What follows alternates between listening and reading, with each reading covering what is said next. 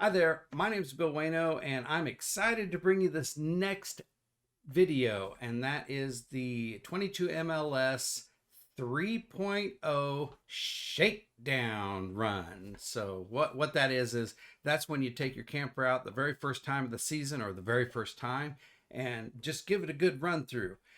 You take it somewhere, you hook it up, and just make sure everything's working properly. And I got to tell you, ours worked flawlessly. Now, also the 22 MLS, we got a lot of great information going on out there with a lot of people already starting to have experiences with this new model. And we started a Facebook page. It's the Keystone Cougar 22 MLS Facebook group. And we also started a Cougar 22 MLS owners group. And so I think that's going to be fantastic. We're going to have events. We can share knowledge and experiences.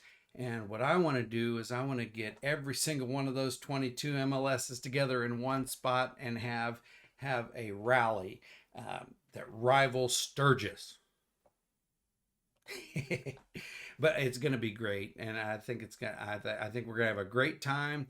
For everybody that I've experienced that is a 22 MLS owner or a pre-owner, someone who's ordered it but hasn't received it yet, they're just great people. I mean, positive. We've just formed a family, so it is just fantastic.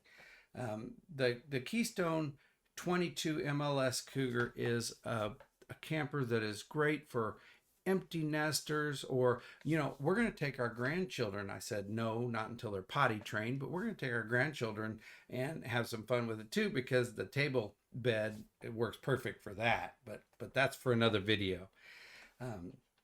But we did start a Keystone Cougar owners group, and so that if you're thinking about getting a 22 MLS, then I suggest you get on it, because just like I predicted in 1.0, these things are flying off the shelf. I mean, I've had some comments from Keystone saying they're just selling them like crazy.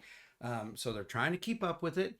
If you have ordered one, but it's going to be several months before you get it, that's just the thing. But it's worth the wait, I gotta tell you. So but this is a video about, I got a couple things. The first one is the shakedown to let you know how it performed, and I already gave that away, but there are some things that I ran into, so I'm gonna share those with you. But our shakedown tour, our trip, was in Danville, Missouri. It's about 2.5 hours away from us. It's just outside of Hermann, Missouri. It's a place that we go every single year for Oktoberfest, and we drink wine and we polka dance and we eat brats, and it's a great time. So I suggest everybody gets to Hermann for Oktoberfest. So anyway, on with it. So here's a couple photos of our trip. This is us going down the highway. This is me and my wife already set up in the camper, and that's one of those videos. Now, don't be intimidated by letting this 22 MLS be your very first camper. You don't have to. If I were you, and if I had it to do all over again, I would have waited. I started with a smaller camper, went to a better camper that we did love, but then we found the 22 MLS, and that is just the ultimate camper for us. I mean, we were parked beside a Keystone Alpine fifth wheel. It's huge. And a Keystone Montana, huge. And that was on either side of us. And here's our MLS, 22 MLS. And so when they walked into our 22 MLS, the only comment they had was, wow, is this thing roomy? And I cannot believe the size inside here for just a 22-inch slide out. It's just crazy. So that was the comment we have. I would have jumped straight to the 22 MLS if I had it to do over again. It's a little more money, because on the Keystone website you got 3 sections of travel trailers. You got your standard, you got your good one, then you got your luxury. Go all the way down to luxury, the best, and there you'll find the Keystone Cougar travel trailer. and then you can go to your 22 MLS, either the Eastern or the Western edition. We have the Eastern edition, which has the big window in the front. But here's my wife, and you take your wife. Don't forget to take your wife and your puppy dog, and she latched onto that king size bed. And I've had a lot of comments on the mattress. It's probably just me, but me and my wife love the mattress that comes with the Keystone Cougar. We don't get a topper. We didn't get another mattress. We tried that one out, and it's great for us, I got to tell you. But Hermann, Missouri is just a fantastic place. We have a ball there. Here's a few pictures of me and my wife standing in Hermann, Missouri. Here's a picture with me with the guy, the accordion guy that plays the polka music, and everybody's just so friendly there. I mean, it's just, I would highly recommend Hermann, Missouri. And if you go there, stay in Danville, Missouri at Lazy Day. I do make videos. I edit videos. This is really my first attempt at making videos, me in the videos. So I'm a little weird at that, but I'm getting used to it. So I made a little video because I did do it for fun of the Lazy Day campground. I think you'll enjoy it, a little 3-minute video. So how did the shakedown go? Well, the shakedown went flawlessly, and I did run into 3 issues. The first issue was I hooked up. Everything's great. I purged the water because it's the first time. You know, you get the air out and you make sure all the water's in your hot water tank. And I went to the end command and I turned the hot water heater on, and 30 minutes later I had no hot water. I was like, oh man, you know, your first instinct is, come on, Keystone's gonna have to fix that. And then my wife, she goes, hey, did you flip the little switch? It's a number. It's a safety switch that doesn't allow you to turn your heater on accident if there's no water in there. So I go, yeah, well, I knew I had to do that, honey. You don't have to tell me that. But so I went out and flipped the switch, and the hot water heater came on. So that was user error. The second one was I was laying down for the evening, and I plugged in my phone into the USB port, plugged it into my phone, and my phone wasn't charging. And I said, Keystone's going to have to change this USB port out. Well, then I got to thinking, you know, it's third-party cord. I plugged in an Apple cord, plugged it in my phone, started charging. User error. And the third one was my theater seating, my heater didn't come on, and my lights didn't come on. I was like, uh-oh, there we go. And so what I did was I looked under there, and the plug had jiggled loose, and so I plugged that in and it worked perfect. So user error, but you know, that's just the way it goes, you know. So the reason why I'm telling you this is that your first instinct is to say Keystone has to fix this, and that can cost you valuable camping time because you're taking it into service. They're gonna push the plug in, and it's going to take several days for you to get it back. And when all you have to do is you have to just think, is there something I can do? Is there something I did? Another thing is we did get it from the factory, and there's a metal clamp, aluminum metal clamps that keep that awning on, and they connect. There are 2 pieces that connect right over the door. Well, one wasn't quite crimped. It was like that. So there was drips right in front of the door, and everybody knows that after it snows and it starts melting at minus 20-degree temperature, you get a little icicle forming there. So when it warmed back up, instead of taking it in and it costing me time and gas to get it there and stuff like that, I just took the little soft punch and I went tap, tap, tap, tap, tap, tap, tap, tap, tap, tap, and now it's perfect. Also, the vanity seat, I call it a vanity cover.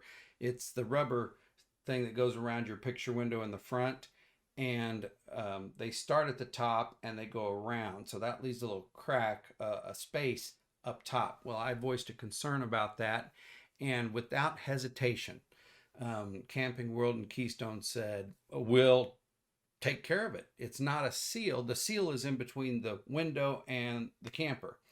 But if it's a concern to you, it's a concern to us.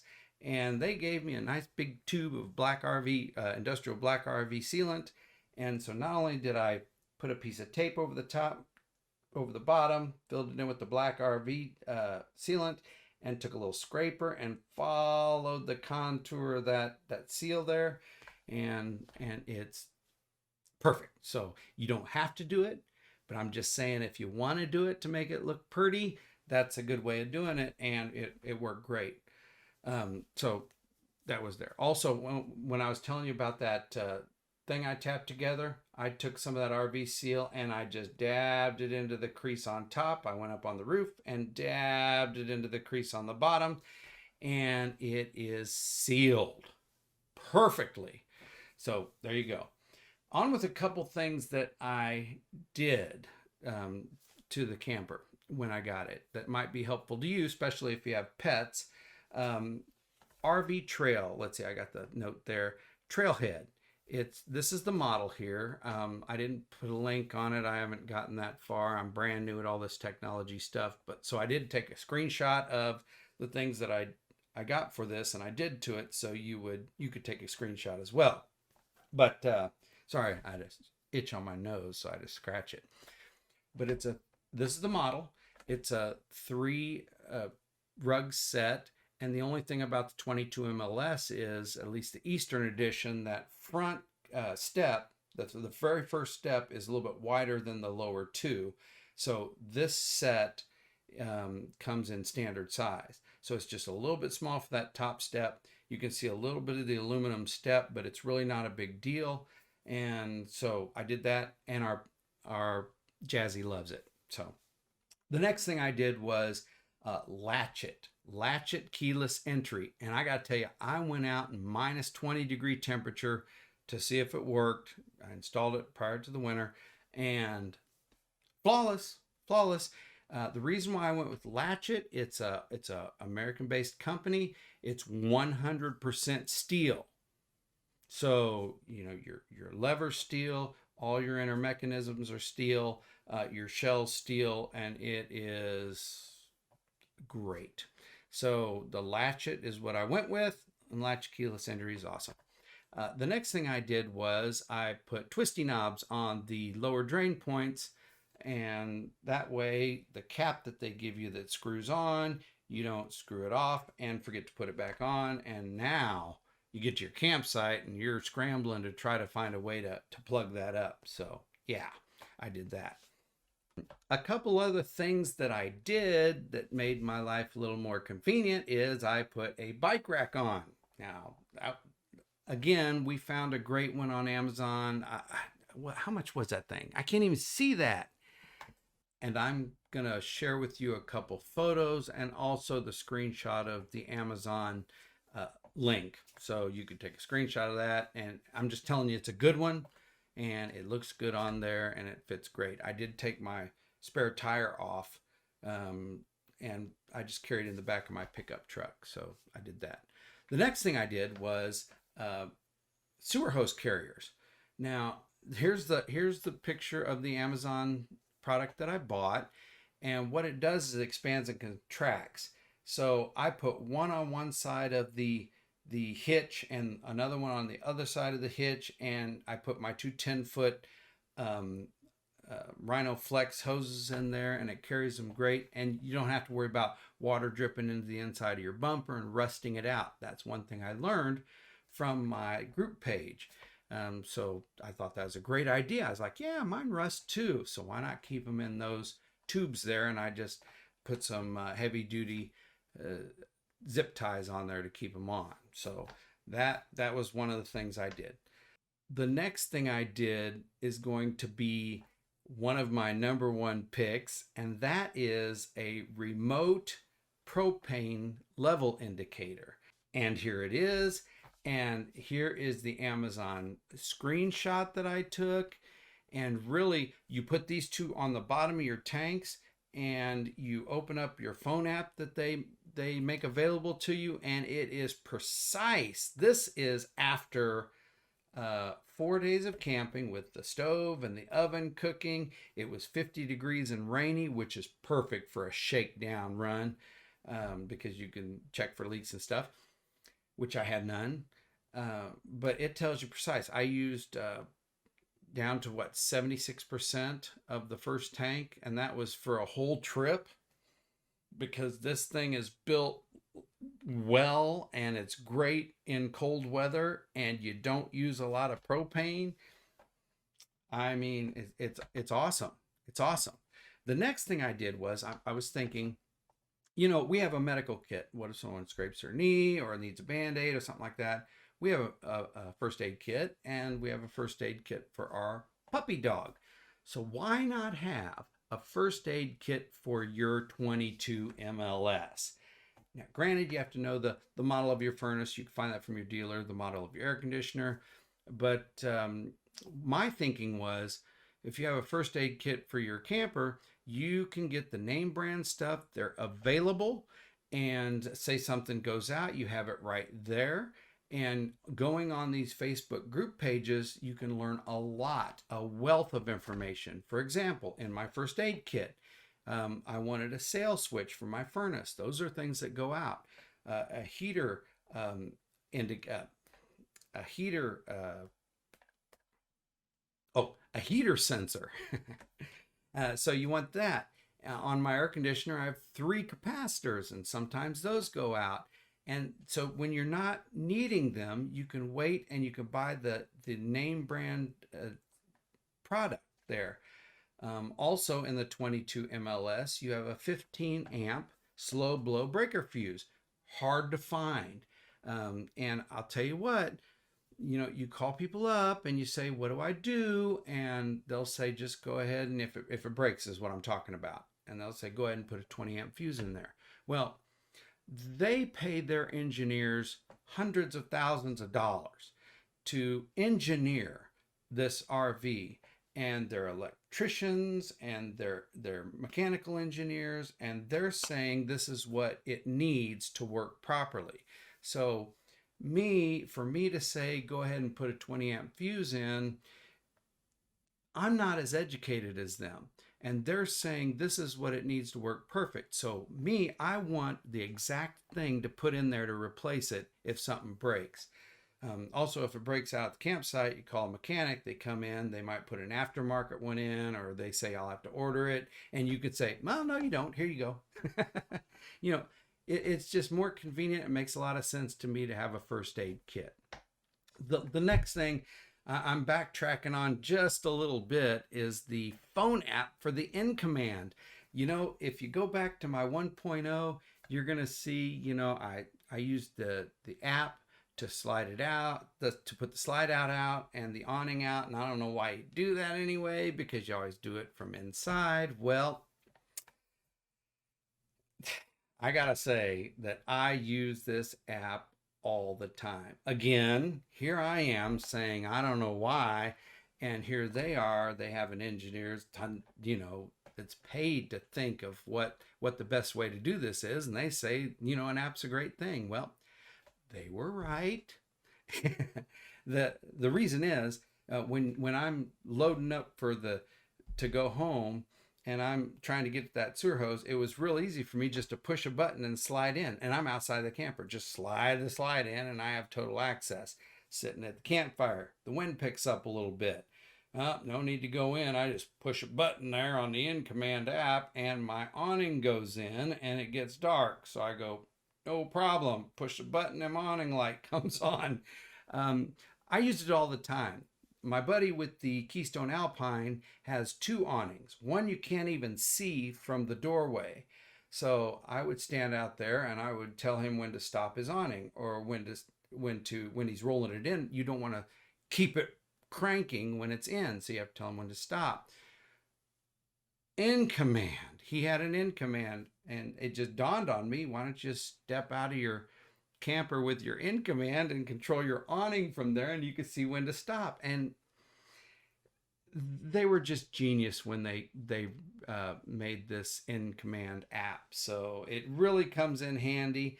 Another thing that was really awesome is when I'm draining my tanks, I can use this app to see when it's completely empty, or do I have to flush it out, because those sensors get messy.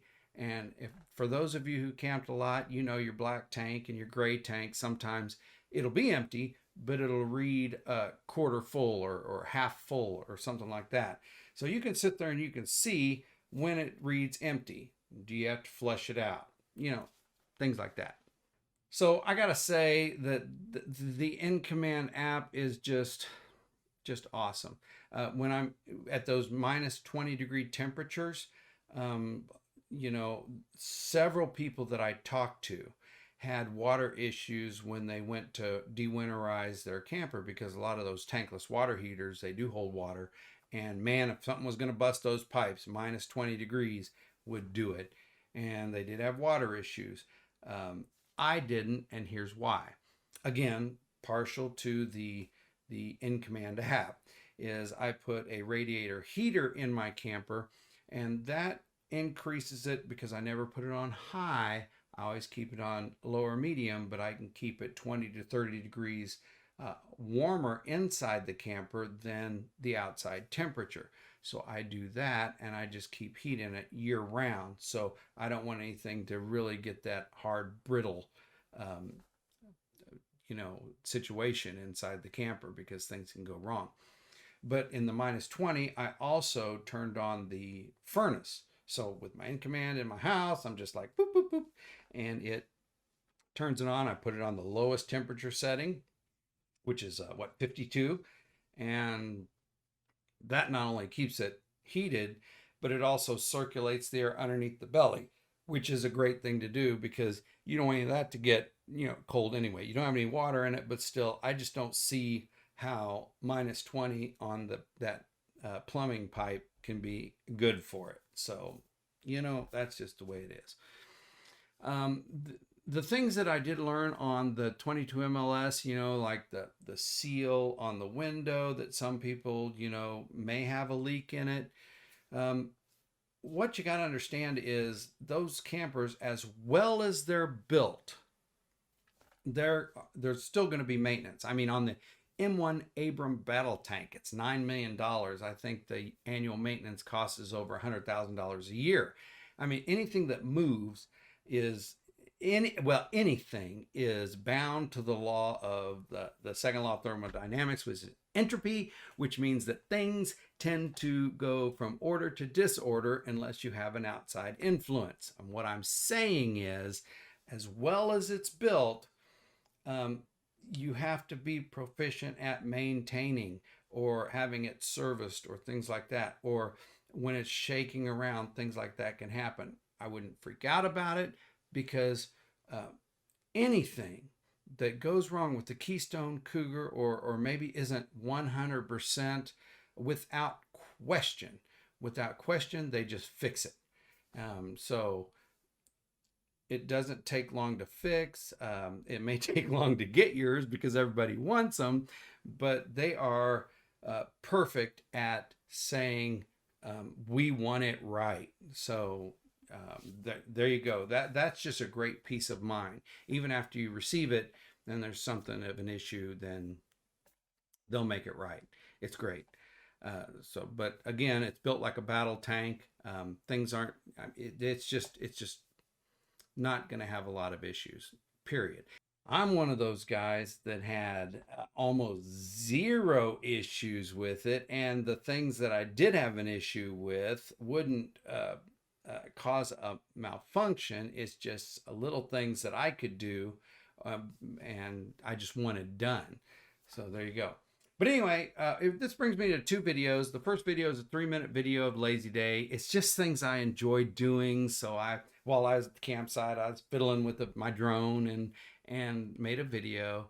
And then the second video is the 101 from start to campsite. So please enjoy this 3-minute video of Lazy Day in Danville, Missouri, just outside of Herman.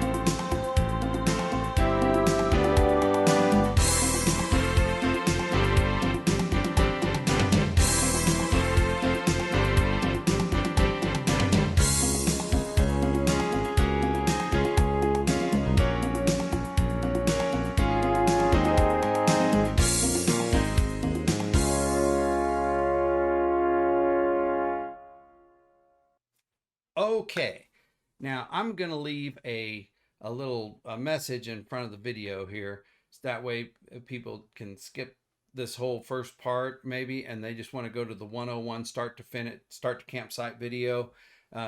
But here is a video of, if you're a brand new owner, a lot of people talk in RV terminology or mechanical terminology, and I just don't do that. And this is how I step outside of the door and do everything to get ready to drive off.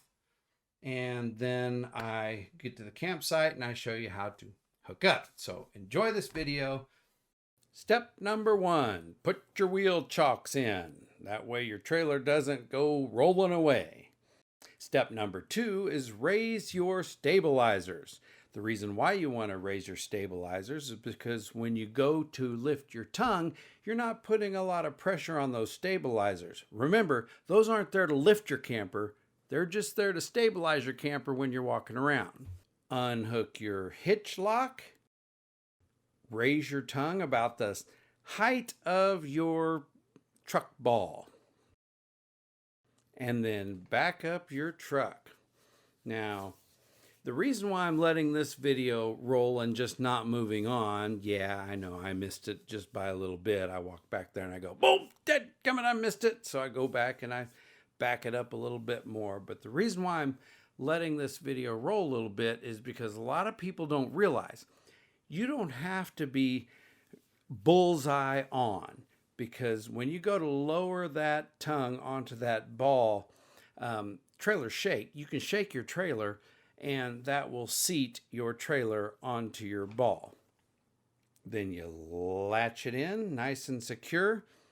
Then you install your Equalizer bars. Now, I love the Equalizer bars, and I suggest everybody gets them. And the reason is it keeps your trailer level with your truck, and it also keeps it from swaying, in my opinion. And so it's just really nice to have. They're really nice to have.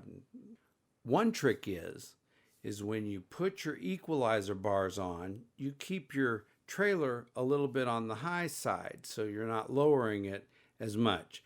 And the reason why you do that is because you won't have to use your leverage bar. Don't forget to lock everything in with pins, your Equalizer bars and your tongue lock. Once you've done that, the next step is to hook up your security chains. Those are very important. Then you can go ahead and hook up your electrical into your truck, make sure your lights work, and then your emergency brake cable. Now I got a fancy spring-loaded cable because it makes it nice and pretty. Then you can raise your tongue. And I use that bucket there because those are just really nice, and it keeps me from working my tongue jack as much.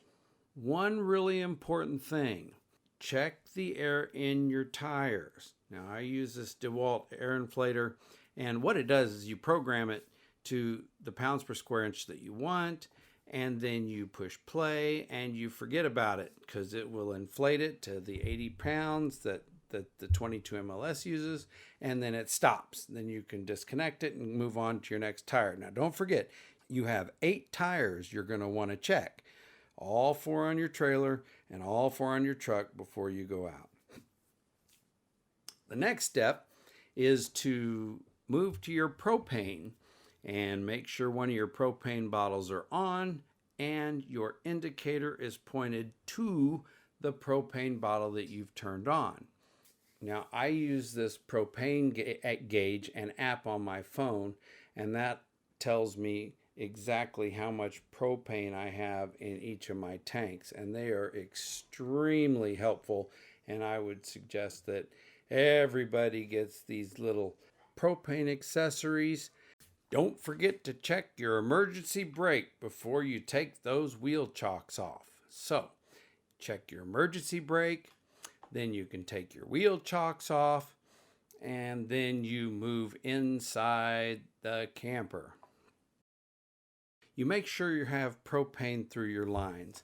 Then I move to the refrigerator because I have food in there for the the weekend or the camping trip. And then I make sure it's on and it's on auto. Don't forget to push your TV back and secure it with the straps. You go to your shower and make sure the shower door's secure. You don't want that flapping around while you're driving around. Unplug from your house and put your cord into your camper. And guess what? You're ready to drive away. Now, when you get to your campsite, first thing you're going to want to do is you're going to want to level your camper.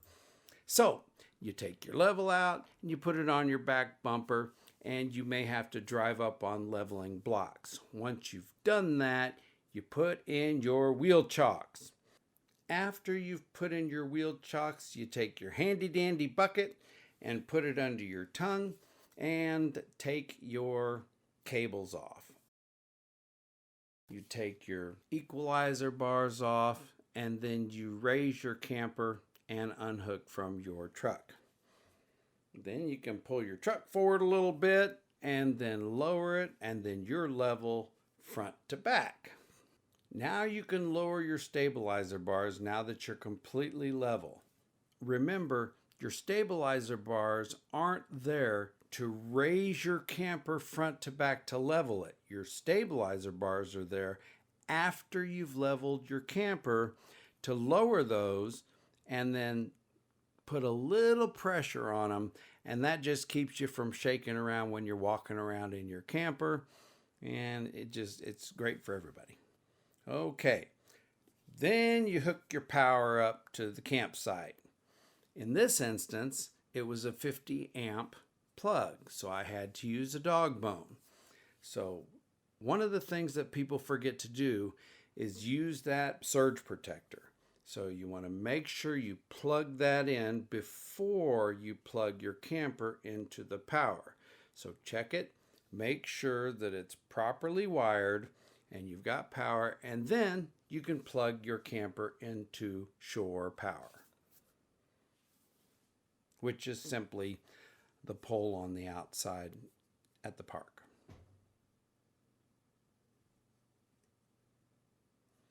Let's talk water.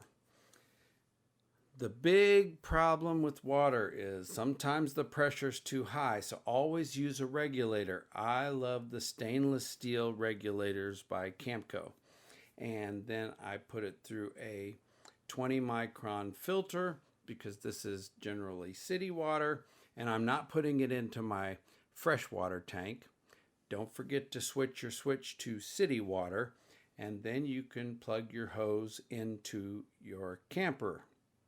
Now, the way I do it is I take a right angle or a 90-degree angle attachment, and I attach it to my camper. Now, it's going to pull down a little bit, so you see that little spacer in my hand there. I'll just put it in there just to keep it from pulling down on that plastic tube that's inside the camper there.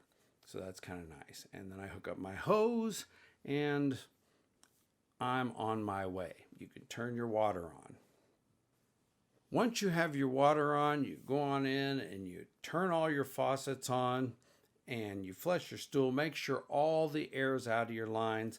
And also you want to make sure in the hot water, because this is the first time you've camped for the season, and you never want to turn on your hot water tank without making sure that that is full. Now that may entail running all of your hot water lines to make sure all the air is out, and maybe you have to go out to your hot water tank and purge it a little bit. That's that little lift up lever on your hot water tank. Now I check the water pump area just to make sure there's no leaks, because there's an awful lot of hoses back there, and you want to make sure those are nice and tight so you don't have a little drip or a leak. You know, that could cause problems. So now you go to your in command. On your in command, you can turn on your hot water heater, turn it on electric because you're hooked up to shore power, and you're getting your hot water. Since I'm at a full hookup site, which is really nice, I went ahead and hooked up my sewer hose and my sewer hose accessory that guides it on a downhill slope. Now I don't need a P-trap, and the reason why I don't need one of those is because, which is all simply taking my hose and going down and up so water stays in that lower area, which doesn't allow fumes to travel up my hose. But I don't need one of those because what I'm not going to do is I'm not going to leave my valves open. So after we take a shower or after we wash dishes, I can do is if it gets full, I can just release that water. Now, one thing you have to remember is before you leave, you want a fairly full gray tank.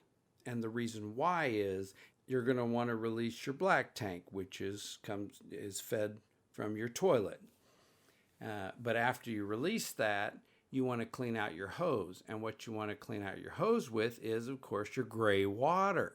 So you're brand new. This is your first time. And I know for those experienced people, that's a given. But I didn't know when I first started camping. So that's what you want to do. You want to release your black tank and let that flow out. And then you want to close that, of course. And then you want to release your gray water to clean out, to empty your gray water tank and also clean out your hose. One of the things I tried out was a hose blaster or a tank blaster. And what that does is you hook your hose up into this valve and it shoots up into your black tank. Now I know the water looks a little clean here because it's the first time we've had it out for the season. But once you turn that off, you can really tell that it has shot a lot of water up into that black tank, which is really nice. So then all we did was we shut the black tank off, and then you can release your gray tank into it. And I think it's going to be fantastic. So the idea is to release your black tank and let all that flow out.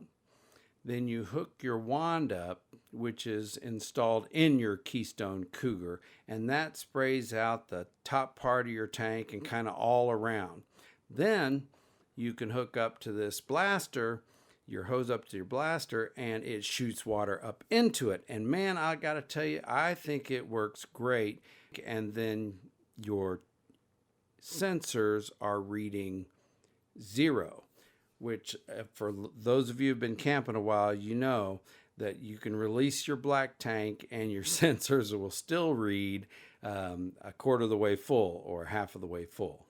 So a couple things I wanted to show you about the campsite setup that I do is when I lower my steps onto my mat, I use furniture mover pucks, and that keeps the stairs from ripping my mat. The next one is I've had a lot of questions about my flag and what I use. So here we go.